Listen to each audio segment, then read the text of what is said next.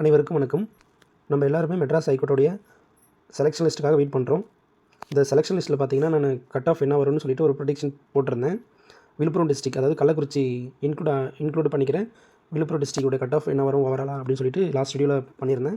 இதில் நிறைய பேர் கமெண்ட் பண்ணியிருந்தீங்க, ரொம்ப பாசிட்டிவாக இருந்தது. ஒரு சிலர் வந்து டவுட்டை கேட்டிருந்தாங்க, இதெல்லாம் எப்படி பாசிபிள், இது வருமா, இதெல்லாம் சும்மா பண்ணுறாங்க அப்படின்ற மாதிரி. அதுக்கான ப்ரூஃப் நான் உங்களுக்கு காமிக்க போகிறேன். ஏன் அப்படின்னா, எதுவும் தெரியாமல் நம்ம ஒரு வீடியோ நம்ம மேக் பண்ணுறோம் அப்படின்னா, ஓரளவுக்கு அதை பற்றி ரிலேட்டடான நாலேஜ் கூட இல்லாமலாம் வீடியோ அப்லோட் நான் பண்ணுறது கிடையாது, சரிங்களா? அதனால் அது மட்டும் இல்லாமல் நிறைய பேர் பார்த்திங்கன்னா, சேலம் டிஸ்ட்ரிக்ட் சொல்லுங்கள் சார்ன்ற மாதிரி கேட்டிருந்தாங்க. சேலம், திருநெல்வேலி, புதுக்கோட்டை ஒரு சில நிறைய ஒன் பை ஒன்னாக கேட்டிருந்தாங்க. அதனால் எது ரொம்ப மெஜாரிட்டி பீப்புள் எது கேட்டிருக்காங்களோ அதை ஃபஸ்ட்டு நம்ம பண்ணிவிட்டு நம்ம ஒவ்வொன்றா நெக்ஸ்ட்டு ஒன் பை ஒன்னாக நம்ம பார்த்துக்கலாம், சரிங்களா? இப்போ நம்ம ஃபஸ்ட்டு பார்க்க போகிறது சேலம் டிஸ்ட்ரிக்ட். இப்போ நம்ம ஃபஸ்ட்டு பாருங்கள், சேலம் டிஸ்ட்ரிக்டுடைய கட் ஆஃப் என்ன இருக்கும் அப்படின்னு சொல்லிட்டு நம்ம ஓவராலாக பார்க்குறதுக்கு முன்னாடி அந்த எனக்கு ஒரு கமெண்ட் வந்துருச்சு பார்த்தீங்களா, அதுக்கான ப்ரூஃப் என்ன, ஒரு சிலர் வந்து இது ரொம்ப ஃபேக்கான வீடியோ, சும்மா தேவையில்லாமல் ஏதோ ஒன்று பண்ணுறாங்க, அவங்களுக்கு தெரிஞ்ச நாலேஜில் அவங்க கமெண்ட் பண்ணுறாங்க. எனக்கு ஒன்றும் பிரச்சனை கிடையாது. ஏன்னா அதுக்காக அதை பார்த்து இன்னொருத்தர் வந்து நான் சொல்கிறத நம்பி வேறு மாதிரி நீங்கள் இது பண்ணிகிட்டு இருந்துருக்கூடாதுல்ல. பாருங்கள் இப்போ டிஸ்பிளேயில் உங்களுக்கு தெரியுதா, இதுதான் நான் இன்றைக்கி போட்ட வீடியோவில் ஒரு நண்பர் பார்த்திங்கன்னா இது மாதிரி மெசேஜ் பண்ணியிருந்தார். அது என்னென்னு உங்களுக்கு முன்னாடி காமிக்கிற பாருங்க. புதுக்கோட்டையில் 24 வேக்கன்சி இருந்துச்சு, எக்ஸாமினர், ஜூனியர் பைலிஃப், ரீடர், இது மாதிரி.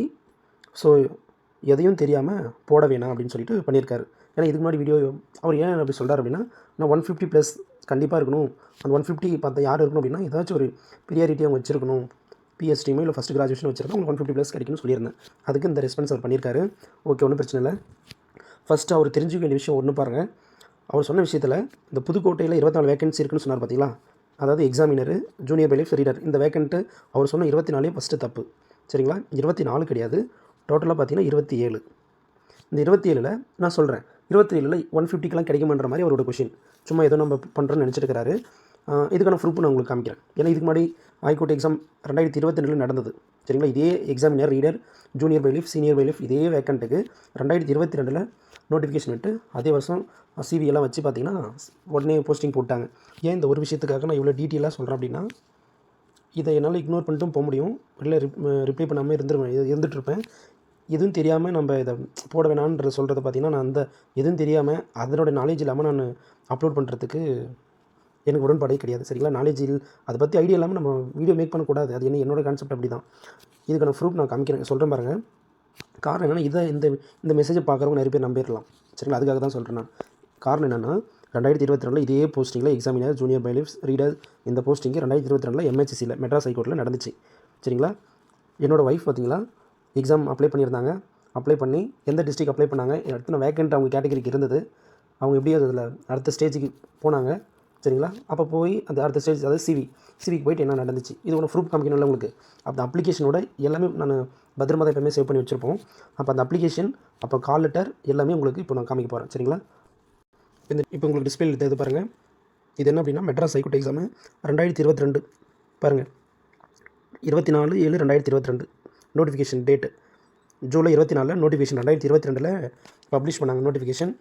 அவங்க பார்த்திங்க அப்படின்னா, என்னோடய ஒய்ஃப் பார்த்திங்கன்னா அவங்களோட ரிஜிஸ்ட்ரேஷன் நம்பர் இது, ப்ளஸ் பார்த்திங்கன்னா அவங்க அப்ளை பண்ண டிஸ்ட்ரிக்ட் வந்து கிருஷ்ணகிரிக்கு அப்ளை பண்ணியிருந்தாங்க.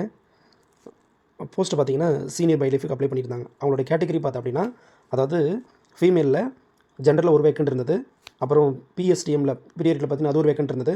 நெக்ஸ்ட் வந்து விமனுக்கு, ஜென்டரில் விமனுக்கு ஒரு வேக்கண்ட், சரிங்களா?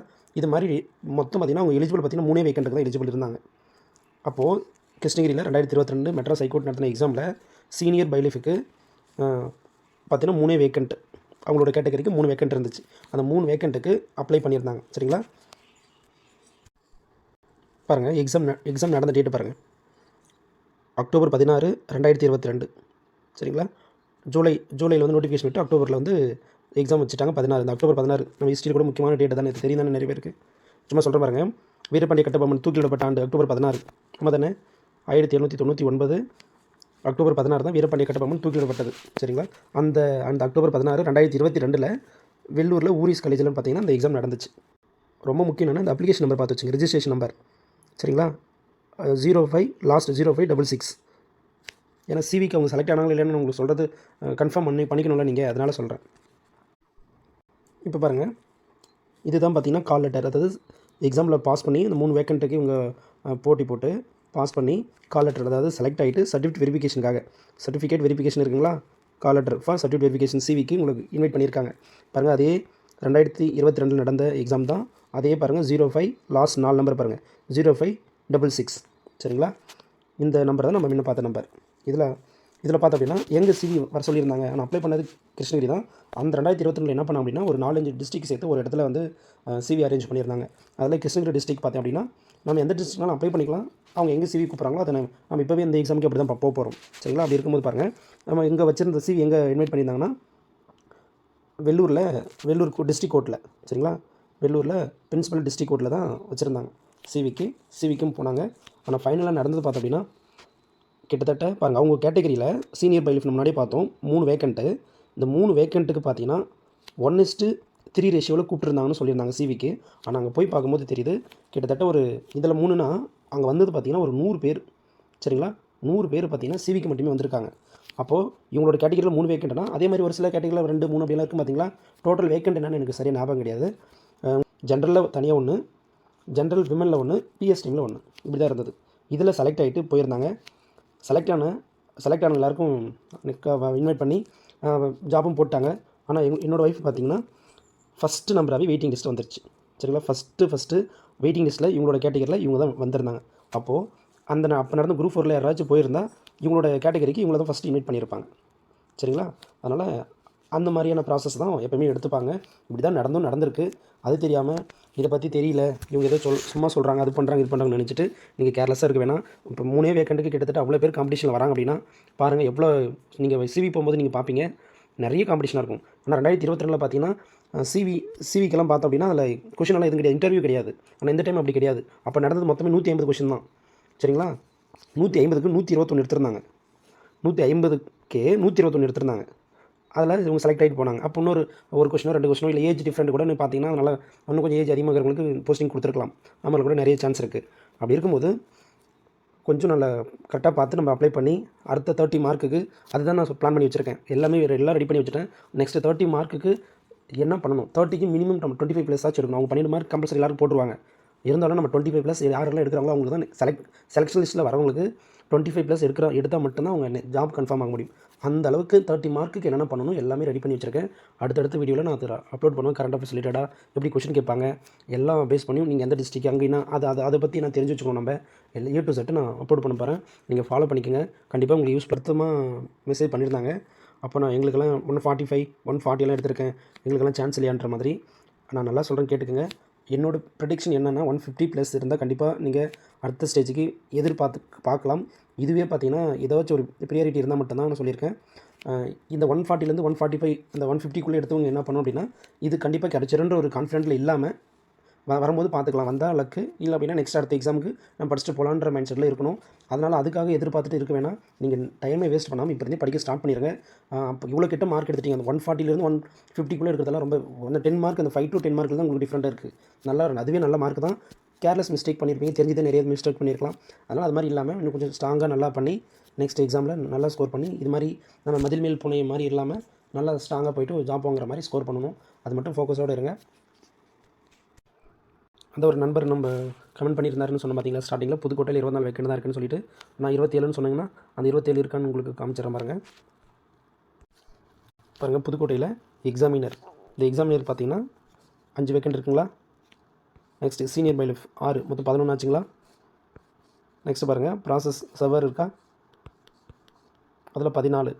அப்போ இங்கே முன்னாடி எத்தனை பார்த்தோம், 5 6 11, இது ஒரு 14 11 14 25 ஆச்சுங்களா. இதுவே இது ஒரு 2, மொத்தம் 27 வேக்கண்ட் இருக்குது. சரிங்களா, புதுக்கோட்டையில் 27 வேக்கண்ட் இருக்குது. சரி வாங்க நம்ம இந்த சேலம் டிஸ்ட்ரிக்டோடைய கட் ஆஃப் பார்க்கலாம். சேலத்தில் பார்த்தீங்கன்னா எக்ஸாமினரில் டோட்டலாக 4 வேக்கண்ட் தான் இருக்குது. சரிங்களா, இதிலே பாருங்கள் எம்பிசியில் பிஎஸ்டியில் ஒரு வேக்கண்ட்டும், பிசிஎம்மில் ப்ரியாரிட்டியில் ஒரு வேக்கண்ட்டும். சரிங்களா, நெக்ஸ்ட் பிசிஎம்மில் ஒரு வேக்கண்ட் இருக்குது, எஸ்சியில் ஒரு வேக்கண்ட், மொத்தம் 4 வேக்கண்ட் தான் இருக்குது. சரிங்களா, இந்த எக்ஸாமினருக்கெல்லாம் பார்த்தீங்கன்னா டாப் மார்க் ரொம்ப டாப் மார்க் யாரும் எடுத்திருப்பாங்க 170க்கு. இப்போ பார்த்தோம் அப்படின்னா 165+ யாரும் எடுத்திருந்தாங்கன்னா அவங்க கண்டிப்பாக இந்த எக்ஸாமினருக்கு நெக்ஸ்ட் ஸ்டேஜ் போகிறதுக்கு சான்ஸ் இருக்குது. சரிங்களா, 165+, 167 இந்த 150 165 to 67 கண்டிப்பாக யாரும் டாப் மார்க் எடுத்திருப்பாங்க. அவங்களுக்கு தான் இந்த இதில் சான்ஸ் இருக்குது சேலத்தில். சரிங்களா? நெக்ஸ்ட் 30 மார்க் அவங்களுக்கு ரொம்ப இம்பார்ட்டண்டாக இருக்கும். இந்த பாருங்கள், இப்போ எம்பிசி டிசியில் பிஎஸ்டியில் ஒரு வேக்கண்ட் இருக்குங்களா, இதுக்கே பார்த்தீங்கன்னா கிட்டத்தட்ட ஒரு வேக்கண்ட்டுக்கு ஒரு 10லேருந்து 20 பேர் இருப்பாங்க காம்படிஷன்.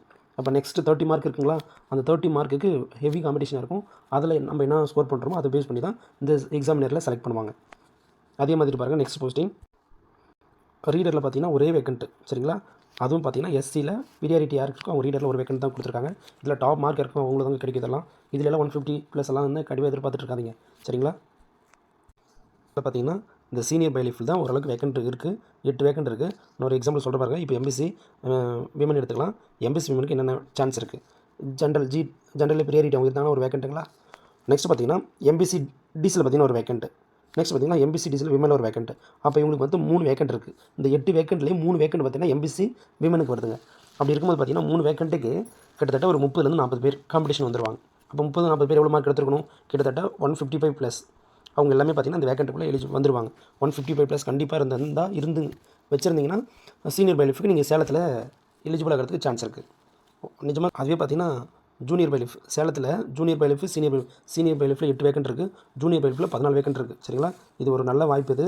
இதில் கொஞ்சம் செலக்ட் ஆகிறதுக்கு நிறைய பேருக்கு சான்ஸ் இருக்கலாம். பாருங்கள், அதே எம்பிசி ஏன்னா ஒரு கேட்டகரி வச்சு நான் சொல்கிறேன், நீங்கள் உங்களுக்கு தகுந்த மாதிரி நீங்கள் கால்குலேஷன் பண்ணிக்கோங்க. தனித்தனியாக சொன்னால் ரொம்ப இதாகும். சரிங்களா? அப்போ விமன் அதே எம்பிசி விமனில் ஜென்ரல் ஒன்று வந்துருவாங்களா, ஜென்ரல் எல்லாருமே வரலாம். இது ஒரு வேக்கண்ட்டுங்களா, இங்கே ஒன்று இருக்குங்களா, 2ங்களா. நெக்ஸ்ட் ப்ரியாரிட்டி இருக்குமா? கண்டிப்பாக இது ஒன்று 3 ஆச்சா. நெக்ஸ்ட் பார்த்தீங்கன்னா எம்பிசி டிசியில் இது ஒன்று 4, அது பிஎஸ்டியில் 5 வந்துடுறாங்க. நெக்ஸ்ட்டு இதில் ஒன்று கீழே ஒன்று இருப்பார் எம்பிசி டிசியில் விமன். அப்போது 1 2 3 4 5 6 வேக்கண்ட். சரிங்களா? 6 வேக்கண்ட்டு இதுக்குள்ளேயே வந்துடுது. அப்போ டோட்டலாக 14 வேக்கண்ட்டில், சரிங்களா, டோட்டலாக 14 வேக்கண்ட்டில் பார்த்தீங்கன்னா 6 வேக்கண்ட் பார்த்தீங்கன்னா எம்பிசி விமனுக்கே போயிடுது. சரிங்களா? அவங்க கேட்டகரி. அப்போ இந்த எம்பிசி விமன் யாருன்னா நீங்கள் இருந்து ஜூனியர் பைலிஃப் சேலத்தில் அப்ளை பண்ணியிருந்தீங்கன்னா கண்டிப்பாக உங்களுக்கு நல்ல சான்ஸ் இருக்குது. கிட்டத்தட்ட அவங்க 1:3 சொன்ன ரேஷியோ பார்த்தீங்கன்னாவே 18 பேர் செலக்ட் பண்ணுவாங்க. அது இன்னொரு பாயிண்ட்ஸும் சொல்லியிருக்காங்க. ஒரு சேம் மார்க் இருந்தால் கண்டிப்பாக அவங்களையும் இன்வைட் பண்ணி சொல்லியிருப்பாங்க. அப்படி பார்த்தோம் அப்படின்னா கிட்டத்தட்ட அந்த 6 வேக்கண்ட்டுக்கு குறைஞ்சபட்சம் ஒரு 100 பேராச்சும் வருவாங்க. சரிங்களா? ஏன்னா அவ்வளோ பேர் இருப்பாங்க. கண்டிப்பாக ஒரே மார்க் எடுத்தவங்க சேம் மார்க் கேட்டகரிக்கு நிறைய பேர் இருப்பாங்க. இந்த 6 வேக்கண்ட்டுக்கு 100 பேர் வருவாங்க. நெக்ஸ்ட்டு 30 மார்க் தான் அந்த ஜாப்பை கன்ஃபார்ம் பண்ண போகுது. அதனால் 30 மார்க்கு ஃபுல்லாக ஃபோக்கஸாக இருங்க. இதோட கட் ஆஃப் என்ன இருக்கும் பாருங்கள். ஜூனியர் பைலிஃபுக்கு சொல்கிறேன். சேலத்தில் ஜூனியர் பைலிஃபுக்கு கண்டிப்பாக இதுலேயும் பார்த்தீங்கன்னா 150+ இருந்து நீங்கள் ப்ரியாரிட்டி எதனா வச்சுருந்தீங்க. அதுவும் நான் கரெக்டாக சொல்லணும்னா ஒரு 20 ப்ரியாரிட்டி நிறைய சொல்கிறாங்க. அதில் நீங்கள் ஃபஸ்ட்டு கிராஜுவேஷன் வச்சுருந்தா உங்களுக்கு சீக்கிரமான சான்ஸ் இருக்குங்க. சரிங்க, நல்ல வாய்ப்பு இருக்குது. சரிங்களா? செலெக்ஷன் லிஸ்ட்டு கண்டிப்பாக கூடிய சீக்கிரம் வரப்போகுது. வந்ததுமே பார்த்தீங்கன்னா உங்களுக்கு நல்லா தெரியும். நான் சொல்கிற உங்களுக்கு வேரியேஷன் தெரியுமா இருங்க. சரிங்களா? ஃபைனலாக சொல்கிற பாருங்க, சேலம் மட்டும் இப்போ பார்த்துருப்போம். ஒரு சில நீங்கள் நம்பணும், இந்த வீடியோலாம் இருக்குது, இதுதான் தெரிஞ்சுதான் இதை அப்லோட் பண்ணுறாங்க, அது விஷயம் தெரியாமலாம் பண்ணலன்னு நீங்கள் உங்களுக்கு சொல்கிறதுக்காகவே இந்த வீடியோ நான் வந்தேன். நிறைய பேர் சேலம் கேட்டிருந்தீங்க. நான் நல்லா தெரிஞ்ச வரைக்கும் நான் சொல்லியிருக்கேன். சரிங்களா? சீக்கிரமாக எப்படி ரிசல்ட் வரப்போகுது. அது மட்டும் இல்லாமல் டிஎன்பிசியில் எல்லா எக்ஸாமுக்கு தந்த டெட்டு டிஎன்பிசி எல்லாத்துக்கும் பார்த்தீங்கன்னா எஸ்ஐ எக்ஸாம், போலீஸ் எக்ஸாமுக்கு எல்லாமே ஷார்ட்கட்டில் ரொம்ப ஈஸியாக புரிகிற மாதிரி ஷார்ட்கட்டில் நான் வீடியோ போட்டிருக்கேன் பாருங்கள். என்னோடய ப்ளேலிஸ்ட்டை போய் பாருங்கள். வீடியோ போய்ட்டு பார்த்தீங்கன்னாவே தெரியும். ரொம்ப ஈஸியாக ஒரு டைம் பார்த்தாவே நீங்கள் ஃபிக்ஸ் பண்ணிடலாம். மைண்டில் எப்போயுமே மறக்காத அளவுக்கு தான் ஷார்ட்கட் சொல்லியிருக்கேன். இதே மாதிரி தான் நல்ல 30 மார்க் ஃபுல்லாக ஃபோக்கஸ் பண்ணுங்கள். பார்த்துக்கலாம். தேங்க்யூ. நெக்ஸ்ட் வீடியோவில் சந்திக்கலாம்.